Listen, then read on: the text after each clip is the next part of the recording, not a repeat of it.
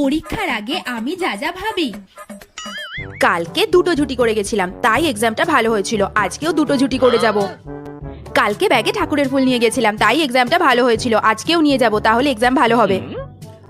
আমার সবুজ পেনটা কোথায় গেল? সবুজ পেনটা এই তো, কালকে এটা দিয়ে লিখেছিলাম, তাই পরীক্ষা খুব ভালো হয়েছিল। আজকেও এটা দিয়ে লিখবো। কাল না খেয়ে পরীক্ষা দিয়েছিলাম, তাই মনে হয় পরীক্ষা খুব ভালো হয়েছিল। আজও না খেয়ে পরীক্ষা দেবো, তাহলে পরীক্ষাটা ভালো হবে। সব কিছু গোছানো হয়ে গেছে, এবার মাকে একটা প্রণাম করে নিই। পরীক্ষা ভালো হবে তো মা? হ্যাঁ হবে, মাথা ঠান্ডা করে লিখবি। মা তো কালকে বলেছিল খুব ভালো হবে, আজকে শুধু হ্যাঁ হবে বললো। মা খুব ভালো হবে বলো। হ্যাঁ রে বাবা, খুব ভালো হবে।